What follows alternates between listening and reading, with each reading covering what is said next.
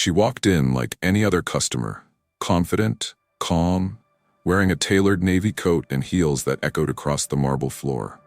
The store clerk glanced up and immediately reached for the earpiece in her collar. Not a word had been spoken, not a single item touched. But something about Ava Carter had triggered quiet alarms. She didn't ask for help. She didn't even have time to. Within seconds, another employee had stepped forward. No smile, no greeting, just a stare so blank it was louder than words.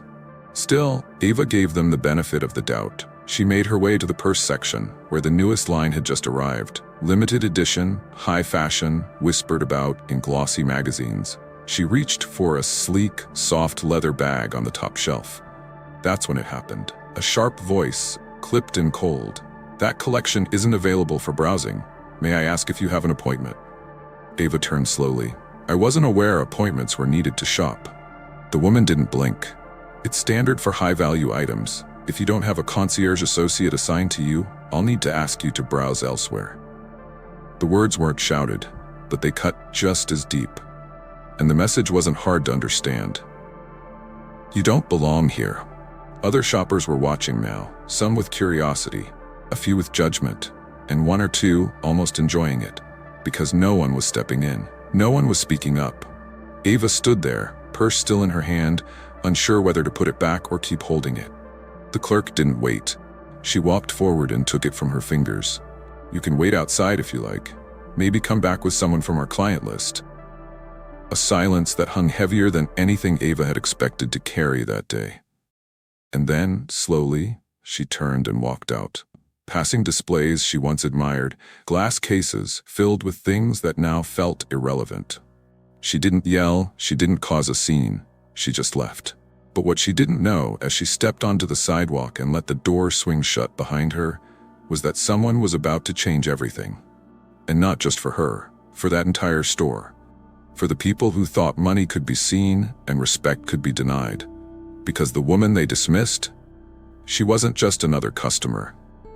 And the man waiting for her at home, let's just say they picked the wrong couple to humiliate. If you're new to this channel, don't forget to hit that subscribe button and let us know in the comments where you're watching from. We'd love to hear from viewers around the world. Ava Carter wasn't flashy. She didn't need to be. Her presence had its own weight, quiet, graceful, commanding, in a way that didn't beg for attention but received it anyway. In a city obsessed with appearances, she moved differently. Understated elegance, clean lines, quality over logos. That day, she wore a cream silk blouse tucked into tailored charcoal trousers. The gold on her wrist wasn't flashy. It was subtle, worn, and gifted on her 10th anniversary by the man who adored her. Her heels were polished but practical, and her bag, vintage, timeless, inherited from her mother, held more history than any item on display in that luxury store. Ava was in her late 30s, with the kind of poise that comes from knowing exactly who you are. Her skin was smooth, her features soft, but her eyes, deep brown and observant, missed nothing.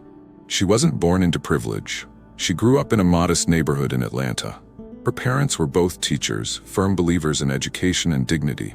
Their house was filled with books, music, and conversations that ran late into the night, about justice, art, and the importance of knowing your worth, even when the world tried to convince you otherwise. By the time she was 17, Ava knew she wanted a life built on passion. She didn't want to chase titles or money. She wanted meaning. She earned a scholarship, completed her degree in art history, and spent years working in small galleries before opening her own. Canvas and Soul wasn't just a business. It was her tribute to Black artists, underrepresented stories, and beauty in all its forms. She wasn't famous. She wasn't loud on social media. But within her world, Ava was deeply respected. Still, most people who met her didn't know who her husband was. And that was by design. Malik Carter wasn't just successful. He was one of the youngest Black billionaires in the country. A tech innovator whose name was whispered in the same rooms as titans. He had started from nothing, selling software from his dorm room, and built an empire that now spanned artificial intelligence, healthcare, and green energy. And he was madly in love with his wife. But neither of them wore their wealth like armor. Their home was beautiful but unpretentious. Their vacations were private, often to places where no one knew their names. And despite their fortune, they'd both agreed early on, we don't owe the world an explanation for our peace. Ava wasn't immune to prejudice. Even with everything she'd accomplished, she still noticed the small things. The way some people held their bags tighter when she walked by. The awkward smiles from receptionists who suddenly became overly formal. The disbelief in people's eyes when they learned she owned her gallery. But she chose not to lead with anger. She led with grace. That didn't mean she didn't feel it. She just refused to let the world harden her. So that day, when she stepped into the boutique, she wasn't expecting to be celebrated. She didn't need applause, but she also wasn't expecting hostility. The store was one of those places that prided itself on exclusivity. You didn't just walk in, you arrived. And though Ava didn't have an entourage or flashy jewelry, she didn't need them. She carried herself with quiet assurance, the kind that made people look twice even if they didn't understand why. But in that store, her calm presence was read differently, not as elegance, but as threat. Her skin tone was the only thing they saw, not the quality of her coat. Not the confidence in her step, not the warmth in her smile. They saw a black woman and immediately decided, not one of us. Not a real customer. And Ava felt it. The shift in energy the moment she entered. The whispers that weren't even hidden. The clerk's narrowed eyes before a word had been exchanged. She'd been through enough in life to recognize that look. She'd seen it as a teenager trying to buy makeup. She'd seen it in college when she walked into an art auction and was asked if she was a delivery girl. She'd seen it at networking events, where people assumed she was someone's assistant. But this felt different. Colder, more intentional. And for a moment she considered walking out. Not because she was afraid, but because she didn't want to give them her time. But then she thought about every young black girl who might one day walk into that same store. She thought about the artists in her gallery who fought for a space to be seen. She thought about the quiet strength of her mother, who told her, don't ever shrink to make people comfortable. So she stayed. She walked to the display, and when she reached for that purse, she did it with dignity. What came next would test every ounce of her restraint, not because she couldn't respond, but because she knew the world was always watching how women like her react. The boutique sat on the corner of Rodeo Drive like a fortress, glass, gold, and silence. The kind of place where the doorman doesn't just open the door, he evaluates you. The kind of place where the price tags are hidden, not to protect the merchandise, but to test if you even deserve to ask. Ava stepped through the entrance with the same quiet confidence she brought into every space. She didn't need to prove she belonged, she just did. Inside, the lighting was soft, intentional. Mirrors stretched tall, walls lined with hand-stitched leather, limited edition pieces displayed like sacred relics. The scent of imported roses lingered in the air, not overpowering but unmistakably curated. But none of that struck Ava as much as the silence. Not the kind that wraps you in peace. The kind that isolates. There were only a few other shoppers, all casually browsing. No one looked twice at them. But the moment Ava walked in, heads turned. The woman behind the counter, mid-20s, platinum blonde hair and a sleek bun, name tag read Chelsea, froze mid-conversation. Her smile faltered, her eyes narrowed. She didn't greet Ava, didn't say welcome, didn't ask can I help you? She simply watched. Ava kept moving, unbothered. Her heels landed soft on the marble floor. Her eyes scanned the displays, not hurried, not hesitant. She knew quality when she saw it. And in the back corner, near a velvet rope, sat a limited-run purse. Deep burgundy, crocodile-embossed gold hardware. The kind of design that whispered legacy. She reached for it, her fingers brushing the smooth leather, and then Chelsea appeared. Not walking, storming. Her heels hit the floor like warnings. No touching unless assisted. The words landed sharp like she was speaking to a child caught sneaking candy. Ava turned, calm. Her hands never shook. I'm interested in purchasing, she said simply. Chelsea didn't smile. Didn't nod. Didn't even blink with the bare politeness of customer service. Instead, she looked Ava up and down. Her skin, her face, her clothes. Then she snatched the bag from Ava's hand like it had been contaminated. I'm sorry, Chelsea said, tone icy, but that item is extremely expensive. We don't allow loitering. She said loitering like a threat, like Ava's presence was a disturbance. There was a beat, a silence so loud it pressed against Ava's ribs. She knew this script, had lived it too many times. Ava didn't raise her voice. She didn't demand to be treated like anyone else. She looked Chelsea in the eye and said, "I'm not loitering, I'm shopping." Chelsea stepped back just enough to keep the bag out of reach. "Our store has policies. If you don't intend to make a purchase, I'll have to ask you to leave." Two other employees were watching now. One of them, a man in a gray suit, murmured something under his breath. Ava caught it. "Should have known. Happens every month." She exhaled slowly. The kind of breath you take when you want to scream but don't. When you've been taught that raising your voice makes you the problem. When you've carried yourself with dignity your whole life, and someone still decides you're less. Still, she didn't move. "I'd like to speak with your manager," she said, voice steady. Chelsea smirked. "I am the manager." She wasn't, but the real one showed up a moment later. Tall man in his 40s, expensive watch, no expression. Chelsea spoke first, loudly, firmly. She walked in, went straight to the back, grabbed a high-ticket item, and got aggressive when I told her our policies. Aggressive. There it was, the word used to justify every injustice. Ava looked at him. I walked in. I looked at a purse. She snatched it from my hands. The manager didn't ask questions, didn't check the cameras, didn't even look at Chelsea. "I'm gonna have to ask you to leave," he said. "Now." And just like that, Ava Carter, gallery owner, art historian, philanthropist's wife, was being escorted out like a thief. The other customers watched, not in shock, not in outrage, in silence. One woman, young, with a champagne glass in hand and oversized sunglasses perched on her head, leaned in toward her friend and whispered just loud enough, "These people always try to act like they belong here." Ava stopped in her tracks. She turned slowly, looked the woman in the eye, and said nothing, because in that moment, her silence wasn't weakness, it was power. But inside she was burning, not because she'd been humiliated, but because she'd been dehumanized. And the worst part? They had no idea who she was, no idea that cameras had captured the whole thing, no idea that someone else had seen everything, every glance, every word, every insult, no idea that her husband was about to walk through those doors. And when he did, he wasn't coming as a billionaire. He was coming as a black man who just watched his wife get profiled. The door of the boutique closed behind her with a hiss, quiet, final. No one chased after her. No one stopped to say it was a misunderstanding. No one cared. Ava walked down Rodeo Drive with measured steps, not because she wasn't shaken, but because she refused to let them see it. Her heels clicked in rhythm, her posture straight. But inside, everything in her chest felt like it had dropped. Not rage. Not yet. Just disappointment. The cold sting of it. She'd been here before, in different forms. The teacher who assumed her father couldn't afford the school trip. The curator who double-checked her credentials when she submitted her gallery proposal.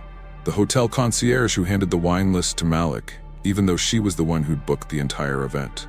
But today? Today cut differently. By the time she pulled into their gated driveway in Bel Air, her fingers still hadn't unclenched from the steering wheel. The house, sleek, modern, sprawling, stood in quiet contrast to the noise swirling in her head.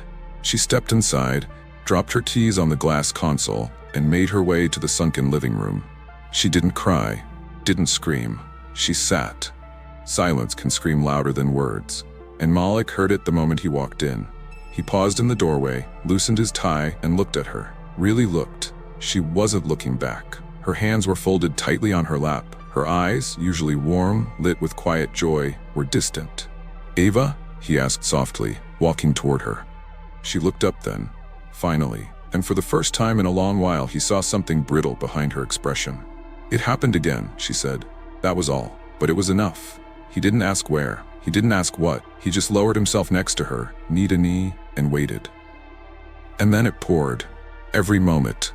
The way they looked at her, the way the associate spoke, the word loitering, the bag pulled from her hand like she didn't even deserve to touch it, the coldness of the manager, the smirk on that other shopper's face, that one sentence, those 5 words, "These people always try to act like they belong here." She didn't raise her voice, not even now, but each word felt like broken glass, lined up in a row. "I've walked into places like that before," she said. "I've been watched before, but today," her voice caught, Today it felt like I wasn't a person to them, just a problem. Malik stayed still. His thumb brushed against her knuckles. He didn't interrupt, because he knew. He'd lived it too. Different setting, same script. The boardroom where his ideas were too ambitious, until someone else repeated them. The dinner where the waiter handed him the valet stub. The tech conference where the host asked who he was there to assist. He breathed in once, deep, calm. Then he said something he hadn't said in years. You shouldn't have had to say a word for them to treat you with dignity. Let's remind them who you are. Ava's gaze flicked to his. Not because she didn't know what he meant, because she did. They weren't new to this, but they'd made a life out of choosing grace. Staying quiet, walking away. But silence hadn't protected her today. Money hadn't shielded her. Elegance hadn't mattered. Even her name hadn't been asked. She'd been reduced to one thing, and they'd made sure she knew it. I didn't want a scene, she said quietly. You didn't make one, he replied. They did. There was a pause, then a slow, almost imperceptible nod from her. He stood, walked to the bar, poured a single glass of water, and handed it to her like a promise. And with that, the mood in the room shifted. Not loud, not vengeful, precise. Malik pulled out his phone and made a call, not to a lawyer, not yet. To the CEO of a global retail brand. To someone who could find out who owned the boutique chain. Quiet phone calls, calm tone, but underneath, a fire. Because they didn't just insult a customer, they insulted his wife. And Ava, who had spent her life building something of her own, who had navigated rooms that were never designed for her, sat on that couch, shoulders straighter now, a different glint in her eyes. She wasn't going back for an apology. She wasn't going back for a refund. She didn't need validation. What she needed, what they both knew, was to make sure the next woman who walked in didn't have to feel small just to be left alone. This wasn't about revenge. It was about memory and accountability, the kind that doesn't come through shouting or hashtags, the kind that shows up at board meetings, in stock dips, in internal audits, in emails marked urgent from PR teams scrambling to get ahead of a story they didn't know was coming. Ava sipped her water slowly. She looked at Malik. What now? She asked. He smiled just slightly. Now, he said. Now we let them Google your name. Malik Carter was never one to act on impulse. Every move he made was deliberate. Not rushed, not loud, but always firm. That night, after hearing Ava recount what happened in that boutique, he didn't post about it. He didn't threaten anyone. He simply walked into his study, closed the door behind him, and made one quiet phone call. He called his acquisitions team. The voice on the other end immediately picked up. You remember that retail group we passed on last quarter? Malik asked, pacing slowly. The one with stores on Rodeo, Fifth Avenue in Tokyo? There was a pause. Yes, sir? Run the numbers again. I want it under our umbrella by tomorrow. Malik had looked into that group a while back. At the time, the investment didn't align with their portfolio. But now? Now it wasn't about numbers. It wasn't about profit margins or shareholder meetings. It was personal. Not because they insulted his wife, but because they reminded her that, even with everything she'd earned and built, there were still people who would only see her skin. By morning, Malik's team had made contact with the parent company's board. The stock had been underperforming. They were open to discussions. Malik didn't haggle. He acquired the company before lunch. Just like that, he became the new owner of the entire luxury group. Over 30 flagship stores across 3 continents, including the one Ava was kicked out of. But he didn't stop there. That same afternoon, Malik sent out a company-wide directive. Every location, without exception, was to undergo immediate anti-bias and anti-discrimination training. Not a webinar, not a slideshow, real training with real consequences. And then came the review. He requested the security footage from the Rodeo Drive store. He watched as Chelsea snatched the handbag from Ava's hands.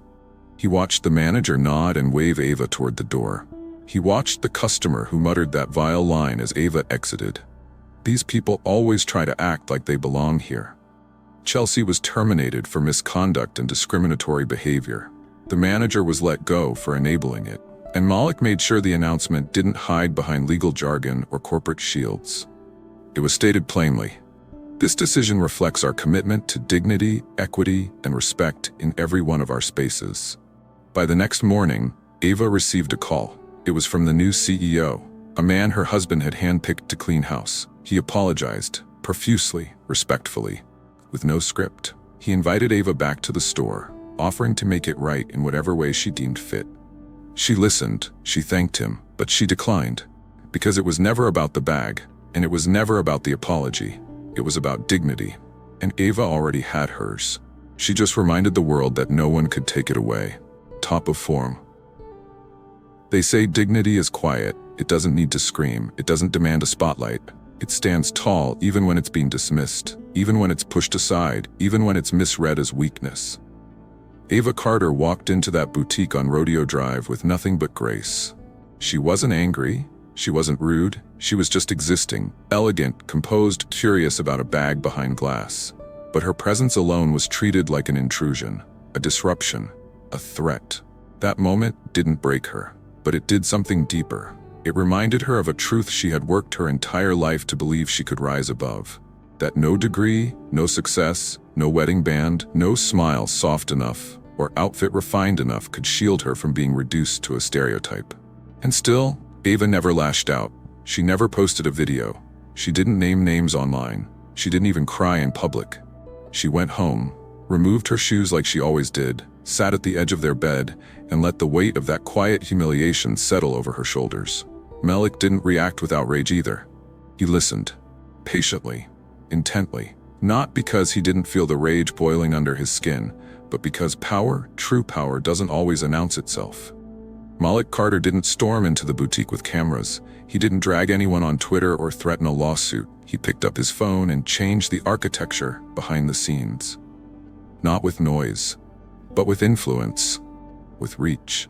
And that's the part people often misunderstand. His revenge wasn't rooted in money. It was rooted in how he used it. He didn't just fire a manager and a sales associate. He rewrote the rules of engagement for an entire luxury brand. He made them look in the mirror, and then made sure they couldn't look away. He turned a moment of silent racism into a global conversation. Not by talking, but by shifting the earth beneath their feet. And Ava? She never bragged. She didn't strut past that store weeks later expecting fanfare. She didn't wear her justice on her sleeve. She wore it in her silence. She let the world speak for her. That's what struck people. That quiet refusal to grovel for respect. That unwavering belief that dignity isn't something to be begged for. It's something you walk in with. And if others can't see it, that's their deficit, not yours. Because this story, it wasn't just about a bag. It wasn't about designer labels or luxury malls. It was about something far more insidious. It was about the assumptions people make in a single glance. It was about how racism doesn't always yell from across the street. It often whispers from behind polished counters and fake smiles. It was about the coded language. Can I help you? The over-explaining of prices. The watchful eyes that don't blink when someone else walks in, but zero in the second you touch something. It's the difference in tone, the dismissiveness, the microaggressions so familiar they feel like background noise. Until one day you realize that you've stopped hearing them not because they're gone, but because you've gotten too used to enduring them. That's what made Ava's story resonate. Because so many have felt that same stare, that same whisper, that same "we don't allow loitering" line when all you wanted was to look, shop, exist. And the truth is, most don't have a Malik. Most can't buy the building that disrespected them. But Ava's story became something bigger. It became a blueprint for power without performance, for justice without spectacle, for holding systems accountable without saying a single word on camera. It reminded people that you don't have to explode to make impact. You can simply move the pieces. Because sometimes the most effective protest doesn't look like shouting, it looks like acquisition. And the final, undeniable truth? Ava never asked for revenge. She didn't even want an apology. She wanted respect. She deserved humanity. What she got was both, and the world noticed.